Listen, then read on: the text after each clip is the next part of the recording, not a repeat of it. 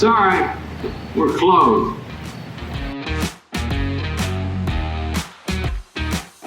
Ladies and gentlemen, boys and girls, welcome back. Episode 70 of Sorry We're Closed. And we have the self-proclaimed one of the last fun people on this earth, Mr. Will Noonan. Will, thanks for joining us. Thanks for coming on, man.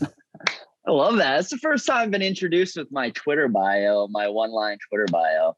Listen, it's a phenomenal Twitter bio. Yeah, I came up with it during like a couple of years ago during like all that ultra serious. People are still very serious, but I feel like we peaked a couple of years ago in our seriousness. Where like even stand-up comedians were not tweeting anything funny. So I was just trying to let people know, like the second they clicked on my Twitter, it's like, this is for fun. This is not like a serious place. This neighborhood is not serious. I prepared zero for this podcast. That's typically how I like. So my question though, that I'd like to know is the comedian world, first off, also extremely affected by coronavirus, is it not? Yeah. I mean, majorly. I mean, I'm lucky in the fact that I also do some like commercials and some voiceovers and stuff like that. So that's like half my work. Yeah. So like stand up, luckily I had that. Like if you're just a comedian, if you were a road guy, especially, I mean, I know guys, you know, like the beginning of the movie Rounders when Matt Damon's in he's like in law school. He's also a poker player. And then he's also like delivering like newspapers or something early in the morning, you know? I know guys like good comedians, like, you know, people know who like took jobs like that. They're like delivering newspapers like on the sly, hoping no one sees them or anything like that. Like, no, it was a tough fucking time. I can imagine. I mean, I gotta imagine. Like, I mean, as like I'm a venue guy, right? So I do the bars, I do all that type of stuff. But you gotta imagine that if my venues are closed, you know, places where you would go do your bits and all that stuff would be closed. Like, and no one, people don't get. And this is me ranting, but people don't get that when you're in our industries, it was impossible to make money during this time. Like, you know, and most people are like, oh, we go home, we go on a Zoom call. I was like, no. That's not how my life works. Like, we are making $0. I'm negative every month. Oh, we were thinking that at the beginning, I remember all the comedy clubs were hosting fundraisers for the staffs, you know what I mean? It was like, and we raised money, but it was like, we can't do this for a year every like week, you know what I mean? It's just like, everyone's tight now, you know what I mean? Yeah. But I think of that all the time. It's like, especially, you know, I'm lucky too. Like, I'm lucky that I'm lucky that I was established enough in my career that I started getting some Zoom stuff and some things here and there that kind of like, you know, just got me by. But some guys were just starting out. They were like just starting to make money, you know what I mean? Or just starting to do the road. And it's like, I feel awful for dudes like that because it's just like you said, there's nowhere to go. Like there was no shows to do. So did you do like shows on Zoom? Tons. I've done tons. How is that? Dude, I've also done like all types of variations. I did shows over the last summer, like at drive-ins where like people would come in their cars and like, just, I mean, dude, it was like a dream. I remember saying that. I go, this is more like a nightmare about like you'd have about doing comedy, like than a real, I mean, I'm happy it happened, but I remember thinking like, this is the most surreal thing ever. Like I'm up here, there's 200, I'm in the parking lot of Gillette Stadium where the Pats play. So it's like Gillette's next to me, 200 cars in front of me with their lights on. I'm telling a joke. It's not really amplified because it's going into their car radios. So I can kind of hear it on like a second delay. And when they like it, they flash the high beams and they honk the horn at me. And I was like, it was like being in that Pixar movie Cars and like you're performing for the cars. Like I was like, this is the most surreal, weird thing. I was like, I'll remember this for the rest of my life.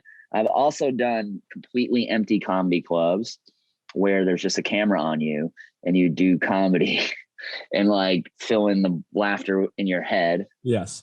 And then people watch it at home.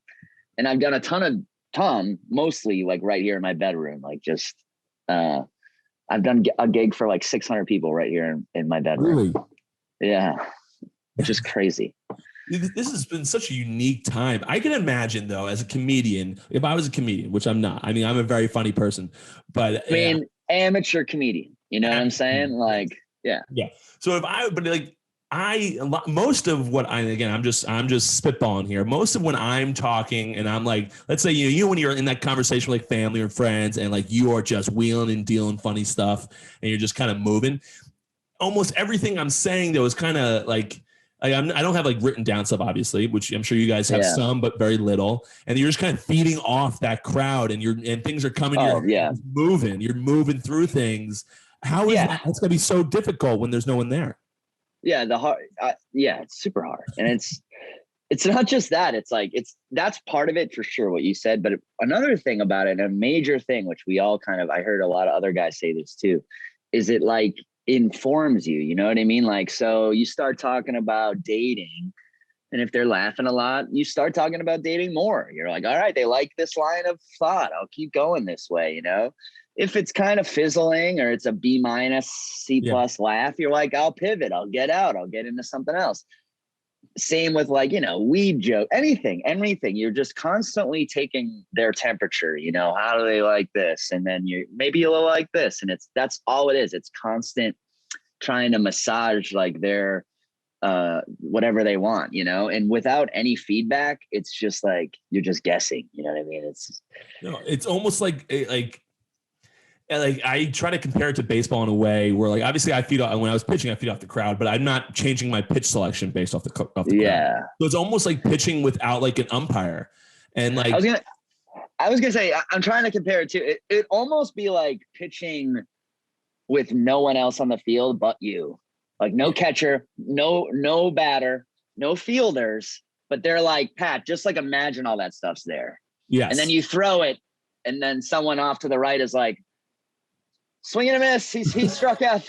You know what I mean? Like, it's just all information. Yeah, because the reason I say like, without like you said, no one on there or no umpire or whatever, because like when I was pitching, like when you don't like you throw that, you have like a basic sense of what the strike zone is, which would be in the comedian world what people are going to laugh at, and then like I will alter how I throw based off what the umpire is calling that day. So like say the umpire for specifically is giving me 2-3 inches off the plate on the left, I will throw more fastballs off the plate that day because I know the hitter's not going to swing and it's going to be a tough pitch to hit and I'm going to get that. I can't do that though if it's tough to. That's actually a perfect metaphor. That's like the metaphor because comedy is like a comedy audience is like a singular thing. They're really like one person. They become one person. So like if you think of that one person as an umpire, they are calling your jokes as balls or strikes. Like they are like, that was a good joke or that was a bad joke. And they all decide at once. And it's in a subconscious way and it happens in like 1 millisecond. You know what I mean? And you can even see sometimes there's people, oh, I guess that wasn't funny. And then other times people like, they laugh so hard and then you can tell they're a little embarrassed. They laugh so hard. It just came out of them. You know what I mean? So it is a lot like that. Yeah, the thing is with the comedian, I'm another thing I'm so curious about. I have a sense of humor that I wouldn't put on Twitter. So like things that I think are very funny and like, I'm like, well, I found that to be true with athletes often. Yes. Athletes are very, especially at the pro level, very good at like maintaining an image on camera and not ever letting it show what they want, like what they don't want. You know what I mean? I've noticed it. I noticed it in Fort Myers. Like I was like, wow. And you'd be surprised sometimes, like which guys were like kind of cool, but I was always like camera on, camera off, different guy. Coaches especially, I noticed a lot of that. We're trained so much to, hey, stay out of politics, stay out of religion, stay out of this, just say the right thing, do this, make sure you give your teammates, and like you're just so trained. You almost have a script in front of you, even though you don't. It's so there's so many eyeballs on you. You don't, especially as a rookie, you don't want to screw up. There's like so much. But now it's got to be even worse. Like, I mean, I'm sure. Now they must just. I can't even imagine. You get into like a private room with these guys and you're having a drink, and you're like, wait, this is how you are. Like, and it's there's so many ways you could screw yourself over now. Like, you could tweet something dumb, you could say something dumb to the press, you could be playing like video games online and say something dumb. You could like be Anything. out drunk. Someone can film you saying something dumb. Yeah, You know what there's I mean? Like endless ways to get screwed. Endless, yeah. endless ways to get screwed. And obviously, I've let myself go a little bit now that I'm out of baseball and I can say things, Yeah. but still, like there are things that I absolutely, under no circumstances, will touch with a 10-foot pole on Twitter. And Well, one of the tough things about being a comedian, and I've been one for a long time now, so it's better now. Now, everyone in my life knows I'm a comedian, and everyone's happy about it now. Now that I'm like a professional and I'm on TV sometimes, everyone's like, "Oh, Will, I always fucking knew you'd make it." No, right? of course. But when I started and when I would make fun of people from my real life, or I would say something that would get me in trouble from time to time, it's going to happen when you're a comedian. People would react. I remember like going like, wow, there's actually some stuff to deal with here. You know what I mean? Like, it's not just the night at the club. Sometimes this stuff follows you around, or sometimes words have power or whatever. But I remember specifically certain things. I'd develop a really good joke and it would be about a family member and they'd see it like, and it would be tough for them because they'd kind of be embarrassed, but they'd also be kind of honored to be in it. And I remember at first being like sort of uncomfortable with that feeling. And then eventually I was like, you know what, if I'm going to do this, I'm like Bill Burr and Dave Chappelle, don't worry about what their fucking sister thinks about their stand-up. Like they just do it. You know, you just got to do it. You do. So, And speaking of Bill Burr, I lost more followers in one day for tweeting out something that he said than I've ever lost in one day in my life. I think the guy's hilarious. I think it was. I'm a huge fan. I mean, he's a hero of mine. For sure. He tweeted something. And he was talking. I guess I probably shouldn't talk about it. I'm gonna lose more followers. But he talked about. He had a part in his stand up one time about sexual assault and rape and things like that. And what he was essentially saying there are different versions of no. Like, yeah. And because as a guy, you like I'm about to be 30 now. I've gone through my whole 20s. I've heard when you talk to a girl and she's like, "Oh my God, no!" Like she's playful. There's obviously this is not a firm, absolutely not. Get away from me. Like there's like a. You're kind of flirtatious. You're flirting. You're doing that, and part of that is necessary. But Bill, said it. I thought he did a great job. Towing that's that what he's line. The expert of. Yes. He has another bit about how like not every veteran is a hero. He's like, some of these guys just cook.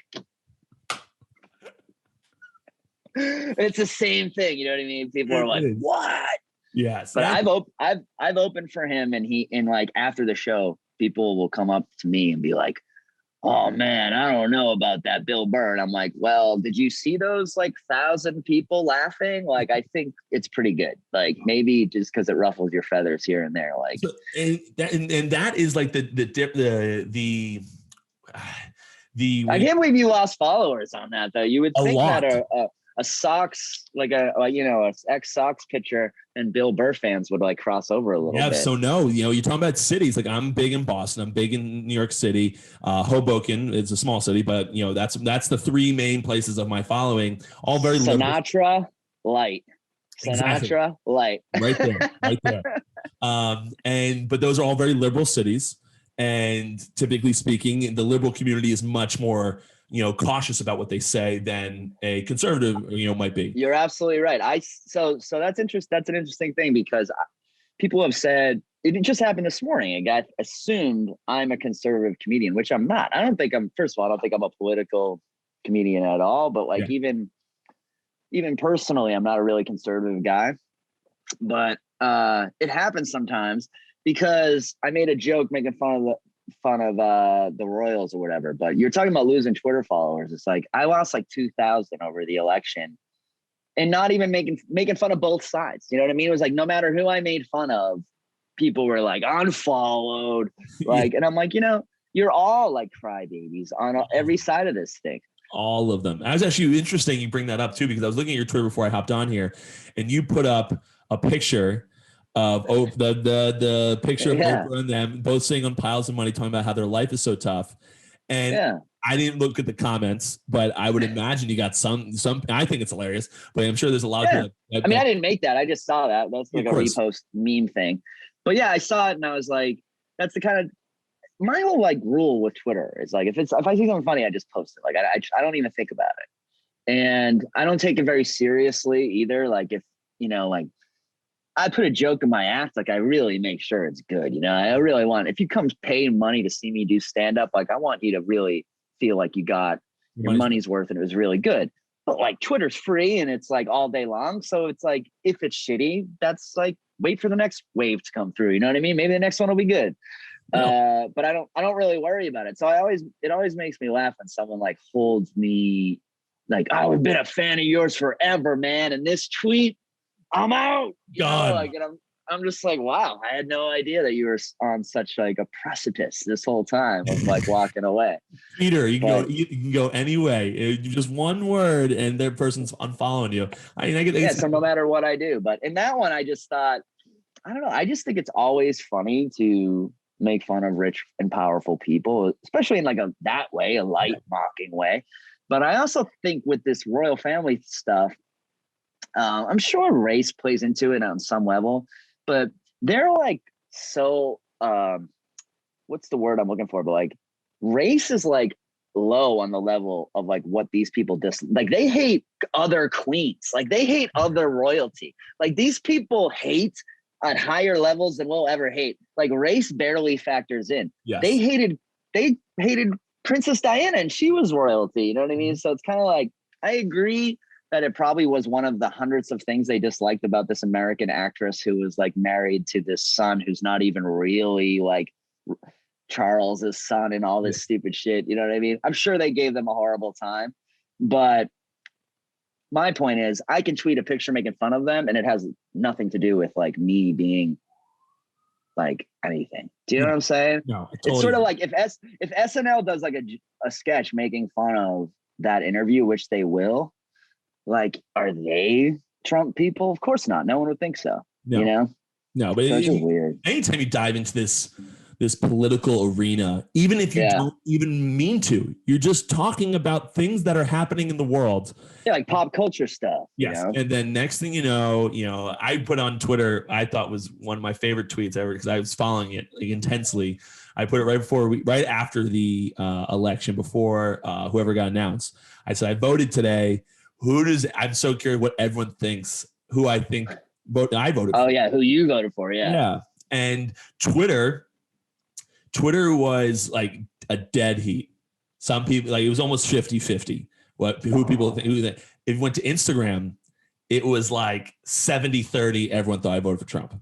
So I was like, but like my followings. That's interesting, though. That's an interesting. That's like, interesting to me because that just says. That shows those two apps have different bases themselves, right? And I think the other thing it says about Twitter, so Instagram, like it's all, it's perception, right? It's, this person's life is amazing, but in reality it's shit, like all the, whatever it is. Like Instagram, I don't post my thoughts very often. I just kind of post pictures. I do those little bits on Instagram Reels and TikTok. Like I do all these other different things, but like I'm not ever really posting my thoughts on Twitter. Like people can get a little better idea of who I am because I'm tweeting about my thoughts constantly. Yeah. So I thought I like your Twitter. I'm a fan. I'm a Pat White Twitter fan. Thanks, man. Thanks. I appreciate that. Twitter is an interesting place, and it's so easy to get, like I said, get yourself in trouble with one. I tweeted yesterday. I almost got. Do you follow your impressions on Twitter at all? Like you're the Twitter analytics? No, every once in a while I'll do that. Bert Kreischer is really big into that. He's like always checking that. I have checked it occasionally on like the big ones, when I have one that's like goes a little like gets over 1,000. Anything that has a comma in it, I'll try and So like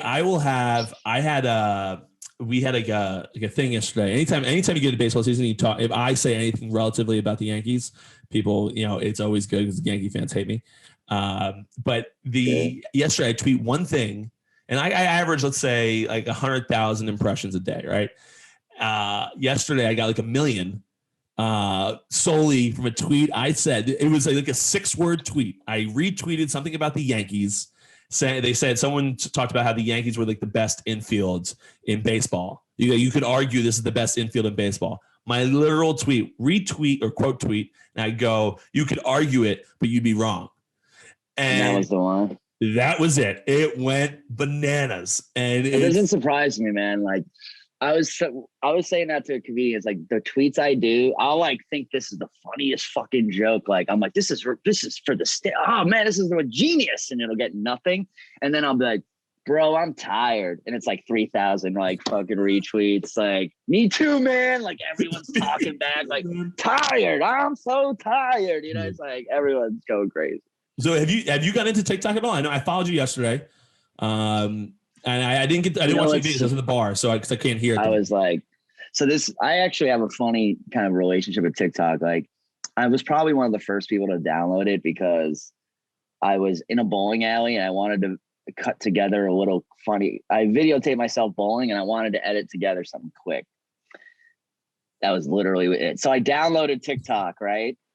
I fucking like edit. I'm just uploading videos of myself bowling. And then that's it. And then I like forget I have it for like a year and a half. And then TikTok like becomes popular. So I'm like, oh, I should probably get on this. I'm a comedian. I download it. And I'm like, I can't make an account or get into anything. And it's like, you have an account. I'm like, no, I don't. Like, what is this thing talking about? It? And then it turns out like I had already, like, I'm like, oh yeah, bowling, all that stuff. So if you look up my TikTok, there is some like 3-year-old videos of me bowling. Interesting.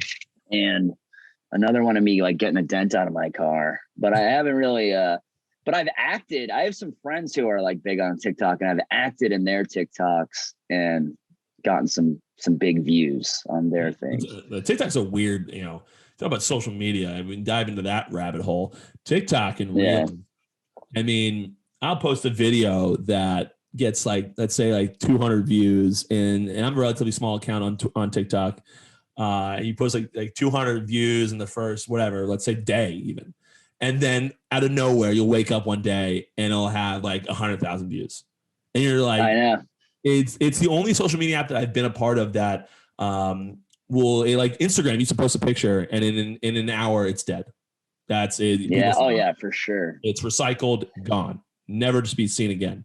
Reels and TikTok, so they'll go back. These dudes I know who like do it for a living, they know everything about it, right? And they're like, you gotta use TikTok. Like if you film with TikTok, like film with that camera they have in their thing, and it'll get more views than if you like upload something from your camera roll. I'm like, really? He's like, oh yeah, the algorithm is like knows that. And he's like, at certain times of the day are better than other times, and it's a whole thing. I kind of had a following on Vine, which was like the first TikTok. I had a solid like 50,000 followers on there, and I got some like I did some paid ads on there. And this is the funny thing about social media. So like I did a lot of Vines. I had a few get kind of big, like with millions of views, and then it goes away, right? So like this year during the pandemic, I got a call from MTV, and they were like, we want to use one of your old Vines on ridiculousness, and like we'll give you like $400, And I was like, oh, okay, I guess so. Like, which Vine? I'm assuming it's going to be like one of the biggest ones or something. It was like one of my non-big ones. It was like just me in a rest stop on the road. And I was like, how the hell did you guys even find this? Like, in what weird universe did you even find this video? It wasn't even like a viral thing. And they didn't care to answer me. They were just like, can we have it or not? Like, so I signed the paperwork, and I tell guys that I'm like, hey, make stuff, because MTV could call you in 7 years and pay you $400. Yeah. You never know what is going to hit, what's not going to hit, what people want to use, like you said, what people don't want to use. Like, in these companies, I've done like these paid ads and stuff like that with liquor companies and stuff like that, and like I'm the one that's like using the social media. I have an idea of what you should do, what you shouldn't do, all that stuff. And they'll come in and be like, hey, no, do this. And I'll be like, that's going to do horribly. Like, no one is going to enjoy this. And especially I pitch to my followers all day. Like, I know what they're going to like, what they're not going to like. Yeah. And then they're like, no. We like this. Listen, I'll post it for that's tough. But like, this is stupid. What's funny, man, is it's all the way like, so I've worked in bar. Like I was a karaoke guy in Manhattan for like 5 years, like before, like when I was starting stand up. And I worked in all the bars and stuff, and basically karaoke was like a promotion. You know what I mean? It was like they're trying to get people in. So it would be like I'd argue with these guys, hassle with these guys, same thing you're saying. I'm like, I don't know. They'd have these ideas. I'm like, it's just not gonna work. Like I do this all the time. I know it's gonna work. No, it's gonna work. I'm like, oh, it's your time. You know what I mean? So like from doing it just in bars to then social media, all the way to like working with big companies like corporations, all the same. Same thing all the way up. You know what I mean? Like the same dude at the karaoke bar who's like, I think we should put more neon signs behind you, and I don't care if it's fucking 800 degrees and it hurts your eyes. Like the same dude is now a CEO of like, an office supply company. And he's like, no, it's great. I don't care. We're going to put you on top of the Empire State Building. And it's like, everyone's like, no, it's not worth. I'm doing it. I made myself a millionaire. All my ideas are correct. Let's go. You can't tell someone who's like a self-made millionaire that they're wrong, because they're like, everyone who ever told me they were wrong is eating shit right now. Yeah, listen, you're right. It is very difficult to do. And I've dealt with those people before. It is impossible to tell them that they're wrong and that this doesn't work. Yep. So I completely get it. But fun story, by the way. I don't know why I'm just remembering this now. When I bought my second bar in Hoboken, I took on Wednesday nights and Friday nights to manage. I really don't want to, but I did. Right? Yeah. I'll be a part of the crew. I'm really just there to monitor and watch over the bar and make sure everything financially, whatever, all that stuff. But all right. But I think still, not to interrupt, but that's a good thing. That's for a bar owner to do, because you could, people could really take advantage if you're just not there once in a while. Of course. So I do Wednesdays. So I talked to my partner, is also one of the managers there. And he goes, hey, just so you know, on Wednesdays, we do comedy night. And I was like, okay, sounds good. Like this will be great. And so I'm going to stop by. I'm going to come in. I'm not yet managing, but I was like, I'm going to come in and I'm just going to listen. And I'm going to be there. I'll have a burger. Like I'll enjoy myself and just chill. So I'm in there. And I understand that comedy is difficult. They had to be some of the worst comedians. I was gonna say, especially at that level, like the bar, if it's an open mic too, like if that's the deal. So open mic actually, I think would have done better because people aren't expecting professional comedians. Yeah. People are just like, everyone's kind of supporting each other because people just kind of go up there and like, oh, okay, that was good. Like it's like a little more relaxed. I love hearing it from this perspective because it's so true. I've been on that end. I mean, I have a decent career now, but there's still times I was just telling this story. There's this comedian, Andrew Del Lope. He's like younger than me. He's newer than me. So he opens for me sometimes. It's very funny though. He'll be a headliner himself one day. Yeah. But right before the COVID hit, like last Christmas time, before COVID, we were up in Maine and like it snowed. We were like an hour late to the gig. So they were like so drunk by the time we got there, and the show was just a complete shit show, and it was like one of those times where I almost thought about like not taking the money, you know what I mean? Yeah. But I was like, I can't do that really. I brought a guy with me. I was like, it wouldn't even be right. Like for all the other comedians out there, like if I don't take the money, the next comedian's going to have to fight for his money. You know what I mean? So like, I got to take it. But it's like, that's the feeling when you're like on stage and it sucks, like it sucks, and you can see the guy who owns the place in the back and he's like, what the fuck? And you're just like, I'm sorry, it sucks, it is what it is. We kind of like are magicians, and every now and then it's like, dude, there's just no rabbit in the hat tonight, it's not coming out, it's just it smells like a horrible fucking fart went off in here, and that's just is what it is. Like comedy can be so brutal when it's like that. So just to give you a little reference point here on what exactly I was dealing with. When they kind of introduced themselves to me, and then they told me that they were just beginners, like they were just kind of getting into it, and like they were testing things like on, because we were Wednesday night. So they're like, this is the type of time we test things and we see the ways to get ready for weekend shows. It's like, okay, I get that, test away. Like, let's go have a little fun. It's Wednesday. That is true. And I was okay with everything. I mean, none of them were funny, but I was okay with everything as I understood the thing. I understood what they were trying to do.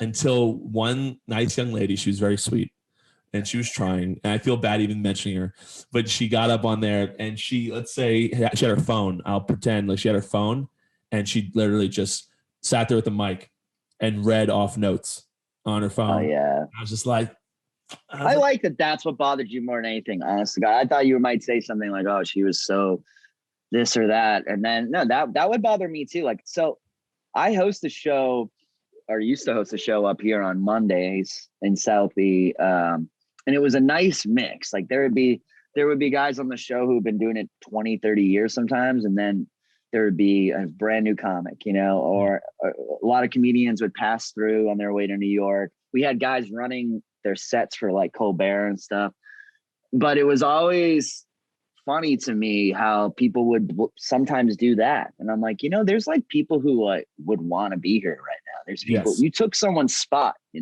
like there's a guy in the crowd who is watching you do this and like, wow, I would have fucking tried, Yes. and there's a girl or this dude is up here just blowing it off. And I've gotten, that's like one of the things. I'm a pretty laid back dude, but that's like one of the things in comedy I'll get pissed off about. Like there was a guy I used to put on my show all the time, and he would bug me for a spot on a Monday night. And then he would come and he'd like call it in and do his weekend material that he could do in his sleep. You know what I mean? And then he'd get off stage and I'd be like, why did you bug me to do that, man? Like, why? Like, you know what I'm saying? Yeah. I'm like, I'd rather have given that spot to someone who would have like tried to do something like and make it good, Yeah, it is. But so they were. So in conclusion, they were the first people I've ever fired in my life.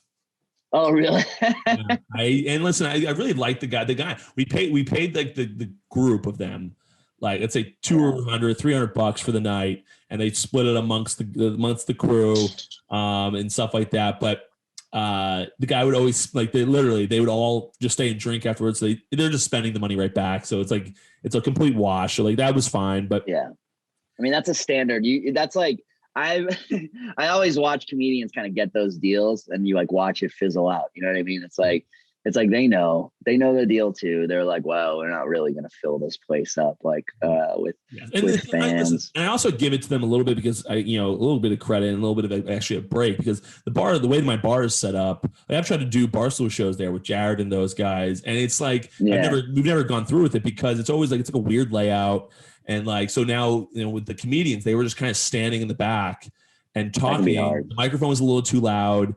The people at the bar were kind of just like trying to watch like whatever game was on TV. I did so many shows like that in my life though, man. I used to do shows. I remember doing a show one time in front of those projection screens. Okay. With the Bruins playoff game on the screen and on me. So I was like just standing, the lights are flashing in front of my eyes, and I'm trying to time my jokes with like not when the Bruins are taking a shot. You know what I mean? And it's on every other flat screen in the bar. So I'm like, like a guy would pull up for a slap shot, I just stopped talking. Like that's a true story. I used to actually have bits. Like I had this bit called Sex Sounds that was built for a gig, just like your bar. You know what I mean? So I'd go up on stage, and everyone would be chatting away. You know what I mean? I mean, like they should be. I never got mad at them. I always hated when a comedian would go up and be like, hey, I'm doing a comedy show up here. I'd be like, oh, that happened at my bar too. Oh, that happened. Yeah, and I'd be like, none of them came here for that, so you can't really be mad at them for that. Comedians love to act like big shots when they're complete nobodies. That's like one of the favorite moves of a young comic. So, but yeah, that kind of stuff just drives me crazy. No, but I used to have this bit, Sex Sounds, right? So I'd be up on stage, and everyone would be talking, and I'd do this bit about how I was hooking up with this chick in New York City, and she just had the weirdest sounds that she'd make on a loop. She would just go, yeah, yeah, and so I would just do that until everyone in the bar was like, what the fuck is this guy doing? Right? It would only take like 35 seconds. Yeah, It's going to make it a little more sexual if they weren't paying. And then all of a sudden, no matter how many people in the bar, no matter what game was on, everyone would be like, and then I'd just be like, I don't know if you've ever had sex with a ringtone before, and then it would get a laugh. And then I'd be right into my act and they'd be like, oh, this guy's kind of fucking funny. You know what I mean? So it was like, I had a bit built for that. And I always tell guys that's what you got to do. There's a difference between like a guy who's a pro and when people are learning how to become pros at certain things. Just like in baseball, like there are certain things that as a college player that I did. And then I realized in order to become a professional at this, there's something else I need to tweak here to kind of get into it. And I thought, I agree with you. I think the same thing as far as the comedians that I had at the bar was some would get upset that people were talking. And I was like, in my view, I'm like, listen, you're the entertainment. Your job is to get them to pay attention to you. Exactly. This is not class. I'm not their teacher and have to get them together to, hey guys, it's quiet time.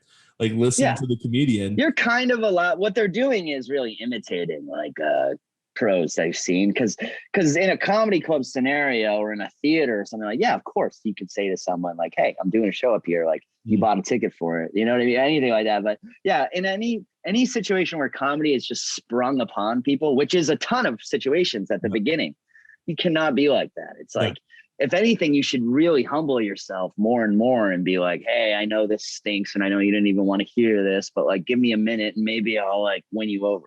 You know? No, it's true, but you're that kind of stuff takes time. In like a theater, you also have the you could be ruining the show for someone else that really wants to listen, and again, but when it's sprung on you at the bar, not everyone's there, not everyone's there to watch you be a comedian. Some are there to watch the game, and which we try to do. We try to push the people that wanted to watch because the bar's kind of separate. Put the people in the front, and whoever wanted to listen to the comedy show would be in the back. But it was such it was unique. It's a stupid thing comics do. I've seen it a million times. I tell guys, I got a great piece of advice when I was a young comedian from Mike Donovan, and I always tell other comedians this. It's like, if someone is bugging you or someone's saying something, it's like if you were at a party and you're having a conversation with someone and someone interrupts you, you don't go like, hey, shut the fuck up or I'll knock your head off your fucking shoulder. Like, you know, if you did that, you'd be a psycho. You know what I mean? And the person you're talking to would be like, Jesus, you know, right? But a comedian thinks they have the right to, someone just says something, they're like, shut the fuck up. And they do it because it always gets like a little bit of a laugh just because it's so shocking and uncomfortable. And when you're starting out, you're like, any reaction is good. Like, I'll take anything. Like, anything but silence, you know? And I've seen it a million times, but I always tell guys, I'm like, unless your whole character is like, I'm a fucking dick, you cannot be like, so I was on a date with a girl and man, like she was making the craziest sounds. Hey, shut the fuck up over there. Like, you know what I mean? It's like, oh, what just happened to that cool guy who was like kind of laid back and flip about everything? You know what I mean? Oh, I always felt like they were acting as if they paid me to be there, the comedians. And I was like, listen, I'm paying you to be here. You didn't buy this time slot to be, now I have to get my customers in order. I'm paying you. You can't yell at my customers. So you got to leave them alone and get them to interact with you. Do something. I can't agree with you more. And like, it's so funny to hear this from your point of view because I've seen it, 1,000 times in my life. And Corey Rodriguez is a good friend of mine and a pro comedian. Both of us have done all right during this pandemic. And we were just talking the other day about how like we didn't do that shit. And that's why we always worked. Like, it was like, we never, even when we knew we weren't headliners yet. We knew we weren't that good, but we were like, well, at least I'll wear like a nice shirt. I'll be on time.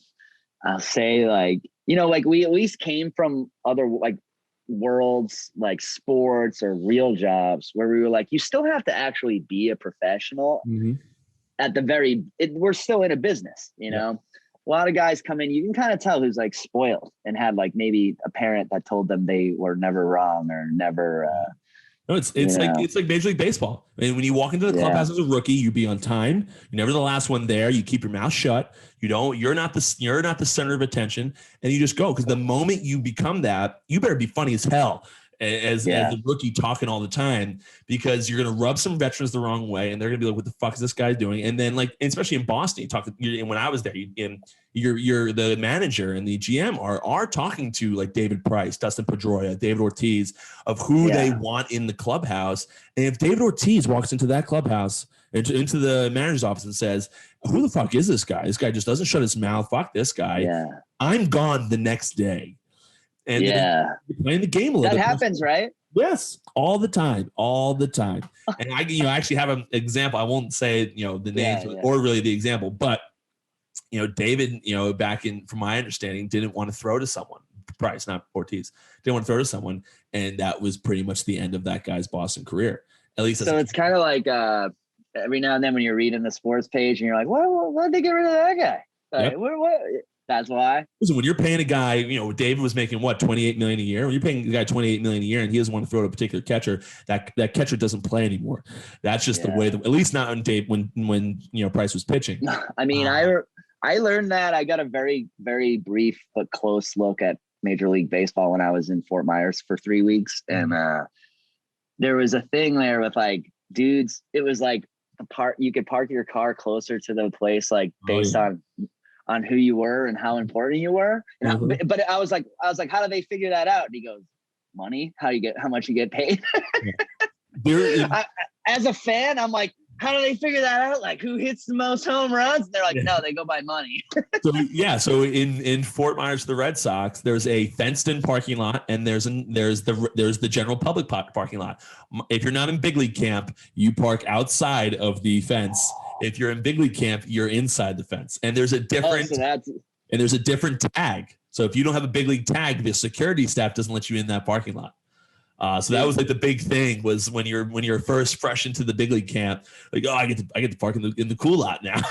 And the moment they send you down, back to the dude, that's like comedy. That reminds me of comedy right there. It's like you get up into like the big leagues of comedy sometimes, and it's like everything's nicer. You're like, oh wow, like the Fiji water, wow, thanks. You know what I mean? And then like 2 weeks later. Comedy is always like that too. You have some gig in front of 3,000 people or something crazy awesome that you sort of got, and then the next weekend you're in, like, it's like always the worst gig. It's like always going to humble you right after that. Yeah, but I love that stuff. Very similar to baseball. When I was down there, I definitely felt that, because I was like, major league stuff is like just a hair nicer than AAA stuff. Yep. You know what I mean? Just like a little bit more gum, a little bit more sunflower seeds. Like the uniform's got a little bit more shine on it, It's just like, and I'm like, all that stuff probably plays into the psyche of an athlete. You know what I mean? When you're on that, like, what's that feel like that first time you see it hanging up and you're like, wow. It's amazing, because you've been working for that for your whole life. Yeah. So it's amazing. But the thing is, when you're in the big leagues, they make you feel like a big leaguer. Like when you're in AAA, like, yeah, all right, you're taking buses everywhere. Those locker rooms aren't that great. Like, you're not playing in front of that many people really all the time. Like, all of these different things. Next thing you know, you're in the big leagues, and you got 7 clubhouse attendants, you got 6 trainers, you got a managing staff, you got endless anything. You're staying in 5-star hotels that you've never heard of. That's the other thing you don't realize. Really expensive, like the top of the line expensive hotels, you haven't heard of their names. I know, that's great. You're not like staying at the Ritz-Carlton. You're staying at the like Malario Shinade. And like the boutique hotel. Yeah, I've performed at some of those places, and I've stayed at a couple in Manhattan, and you're like, you even get outside, you're like, is this the right place? Yeah, exactly. And it's like the most magnificent place you've ever seen in your life. And it's just everything you do is big league when you get to the big leagues. And again, it makes you feel that way. It's also a little bit cool though, because at the same time, like as far as performance, you say, look good, feel good, play good. And like for baseball, like if you feel the part, a lot of times you perform as if I didn't. I had 11 ERA, but a lot of times you perform as if you are that part and you belong there, which is always so much what you want. Sense. Yeah, I mean it's a show. That was another thing I found. I'm like, there's a show business quality to sports, pro sports, because it is. I mean, they're selling advertising. They're trying to make it I think baseball compared to other major sports still is pretty much a sport and pretty pure. Like compared to an NBA game, you know what I mean? Like an NBA game is purely a lot of entertainment. Yes. But I go, that kind of stuff to me is very funny. You know, it's like you've got these young guys on the field who are athletes. You got this whole industry around them of Joe Castiglione's like 86. You got a camera guy down here who's like 22. Mm-hmm. I'm a comedian who's in town hoping to perform for the fans. Like, you know, it's like the Red Sox are just this, they're like the nucleus, but there's this whole industry and this whole thing around it. You know what I mean? And that's like when you're a player, it's like it's like a superhuman kind of thing, you know? And I've met a lot of famous people in my life. When I was young and I first started meeting them, I was totally like starstruck. And after a while, you're kind of like meet enough of them and you're like, certain people, and now and then you're like, wow, that's cool. But most of the time you're like, especially actors, singers, dancers, I'm like, that's like a magic I understand. You know what I mean? Mm-hmm. But when I'll meet pro athletes and it's like, I turn right back into like a 12-year-old again. You know what I mean? Like even, and it always surprises me too. Cause I consider myself like a cool guy, you know what I mean? And like most guys do, but I'll be talking to, I was down there and I was like, one of the guys I really thought was kind of an interesting guy was Jared Saltalamacchia. I was like, man, I was talking to a dude, Mike, who works for Nesson, and he's a director, Mike Narachi, and I'm talking to him. And anyway, he's got a dog, right? A big old chocolate lab. And we're sitting there, we're playing with the dog, and Saltalamacchia walks by. And instantly I'm like, that's Jared Saltalamacchia, right? He's like, hey guys. And Mike's like, hey, this is Will Noonan. He's a comedian. And he's like, Saltalamacchia is like, hey, your dog looks thirsty. And he gets down on one knee and he puts his hand out and he pours water out and he starts having the dog lick like water out of his hand. Then he walks away and me and Mike were like, that was kind of weird, you know? And I was like, yeah, that was weird. But I was like, you know what? He's probably like, I got to use these hands, you know? I can't just be commentating. I got to put these hands to use somehow. That is a very weird story though. It is a weird story. And I was in a commercial once with, what the hell's his name? He's like the #1 lacrosse player of all time. I don't know if you're a lacrosse guy, but every time I forget this guy's name on a podcast, I get a zillion emails that are like, how do you forget his name? But he was like probably the most famous athlete that I had to like work with for an entire day. And he had a Red Bull contract, and they were like, hey man, wouldn't it be cool if you like took a picture with a Red Bull? It was like all day long, you know, but he did this with a Red Bull. I was like, it doesn't seem that easy, you know? No, probably not that easy. The one, I'll let you listen. I know you got to get going here. I know you got another big podcast coming up hot, but I've had to add, this is me being a little kid and 12-year-old in the comedy world. I consider myself a cool guy. I don't think I would. I consider you a cool guy too, Pat. I mean, you could have said that to me, but that's fine. No, I'll just say it to you. Cool. So I don't lie on the jocks. You fucking jocks. I'm firm. I do not lie on the podcast. I don't consider you cool in any capacity. However, moving on. This is why I'm a comedian and you're the bar owner / Exactly. Pitcher. I'm the one judging you in the back. Yep. Mike.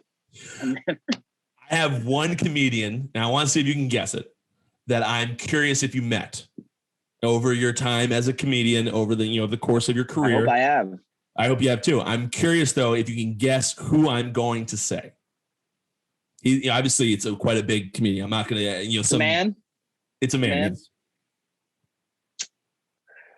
Can I get 3 guesses? I'll give you 3 guesses. 3 guesses. All right.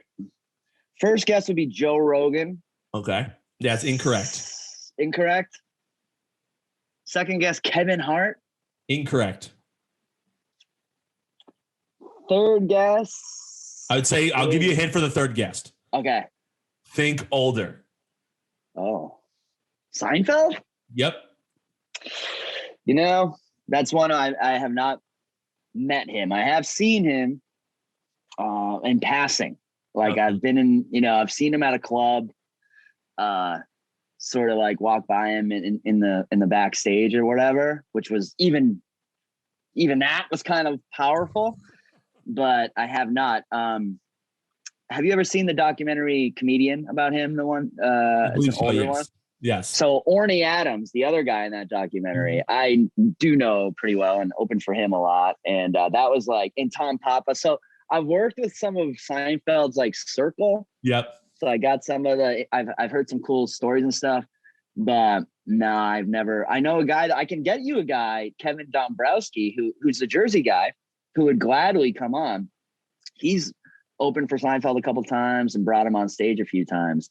But dude, you're so funny because Seinfeld, I always said that Seinfeld and Dave Chappelle were my two favorite comedians, and I always tried to be a combination of them. Okay. Like I was like, I want to be like as smart and scientific and as clever as Seinfeld, but I also want people to feel like I'm like just talking to them and chilling with them like Chappelle does. So I always thought if you could mix those two things, you'd be like superhuman. And those are the only two guys that I haven't seen live that probably I want to see. I've seen Chris Rock. I've seen Burr, open for Burr. I've seen Attell. I've seen like everyone I've ever wanted to see. And in my life, you have no idea how many times I've gotten a text that's like, dude, 20 minutes after you left, Seinfeld walked in and did an hour. 25 minutes after you left, Chappelle showed up and did 2 hours. And then the nights I sit there all fucking night and wait for something to happen, no one shows up. Of course. So it's like, I've missed Seinfeld like 6 times. Yeah. So, I grew up because we used to do when I was a kid, we didn't have TVs in our rooms like when we were really young, but my dad would always watch the 11 o'clock Seinfeld show on whatever Pix 11 or whatever it is down here in Jersey. Yeah. So me and my brother always go watch it. So that's how I got introduced to Jerry Seinfeld and I thought the guy was awesome. I followed his career a little bit. The one connection I have to Dave Chappelle is I don't know him by any means, nor do I know anyone that might know him. I guess 6 degrees of separation through you. I know someone that knows him. Yeah. You know someone who knows someone. Yeah. But so the Chappelle show back in, I don't remember what year it was, but it was a while ago, like in the early 2000s or so. They did a bit, and it was like the Real World, but like their version. Oh, I know exactly. Yeah. So if you remember correctly, and go look it up, but if you remember correctly, there's a part of that he's with all the people. They're like they're at their job. And all of a sudden you see them like in an alley rolling dice and all these other things. That is the back alley of my bar. That's pretty good. One of my bouncers came up to me today. He's like, Pat, can you look at this video? It's from the Chappelle show. I saw it the other night, and I'm pretty sure that's behind Green Rock. And I was like, okay, let me take a look. And like he brings it up. I was like, what? The odds of the Chappelle show picking the alley behind Green Rock is very slim. So I'm not having high hopes. And he shows me, I was like, that's definitely fucking Green Rock. That's unbelievable. So that's the one connection I have to Dave. That's so funny. You guys should have that. You guys get a TV that just shows that sketch 24 hours a day. Like in I should, although not everyone would know. Old frame around it. Yeah, not everyone would know that is behind Green Rock because not everyone's been in my alley before. But the one thing You're not hanging out in the alley. The one thing I will say to you is that you probably know this already through just following me on Twitter is that on Friday nights I have my DJ put up a video of me striking out there's a fan put up on YouTube an hour-long loop of me striking out Mike Trout, and I have that on some of the TVs while I'm managing on Friday night. It is what I say about you. Like I said that, I was like, oh my God, I gotta text back Pat White, Mike Trout. I gotta text him back. Like it's like what I say, It's like Mike Trout. I'm like, you can't not text back a guy who struck out. Almost, I'm doing everything. If I were you. I'm doing everything in my power, Will, to make sure that when people think Mike Trout, they have to think about Pat Light. Yeah. Might as well. It's working on your brand is effective. Yeah. I would have it like, I would get that into every conversation. You know what I mean? No. I'm like, hey, I got Mike Trout. Like, hey, by the way, do you know Mike Trout? Yeah. Does he ever go ahead. Does he ever call you at 3 a.m. and he's like, I thought about not swinging. The thing is, did you strike him out swinging or strike him out looking? No, I strike him out looking. Yeah. Love that. Love that. All right. Well, One of my favorite, one of the funniest things I've ever heard an athlete say? Go. Let me get this one joke in. It's the funniest thing I've ever heard. Get one joke in. And your fans will love it because it's Jorge Posada. Okay. Remember that show Cribs? Yes. Jorge Posada was on Cribs, and they walked into Jorge Posada's house, and inside of his house, like 10 feet wide on the ceiling, is a home plate, Uh-huh. And Jorge Posada goes, "That's a 10-foot by 10-foot home plate. That's how big the plate is when Roger Clemens gets up." So I was like, "Pitcher, I know you love that joke." There you go. And that is the perfect way to end this because people will appreciate that, specifically Red Sox fans that had to face Roger Clemens all those years after he left Boston, realizing that it was unfair against them anyway. So listen, Will, just bringing the podcast together. This is why I love you. This is why I bring it. Even though you bailed on me last Sunday, it's okay. Secretly, I was super hungover. Didn't really want to do it anyway. So, I could feel that. I know that. I could feel that. You're good. You're good. I appreciate you coming on, man. I look forward to talking to you again soon. And I mean, I see you on Twitter every day. Me and you interact almost daily now. So exactly. I appreciate you coming on, man. Let's do it again soon, man. This was a blast. No, for sure. And if you ever meet Jerry Seinfeld, please let me know. I will. I'll send you the pic immediately. And he'll be like this in it. Have him hold up a sign that says Pat Light struck out Mike Trout. But thanks again. Thank you again, Will. Guys, thank you for listening to episode 70 of Sorry We're Closed. I hope you guys have this is coming out Monday. I'm doing this on Thursday. So I hope you guys had a wonderful weekend and have an enjoyable week. Until next time, guys, I'll see you at the bar. Thank you so much for listening to the Sorry We're Closed podcast. Go subscribe to our email chain over at thepatlight.com and follow us on all social media. Until next time, guys, I'll see you at the bar.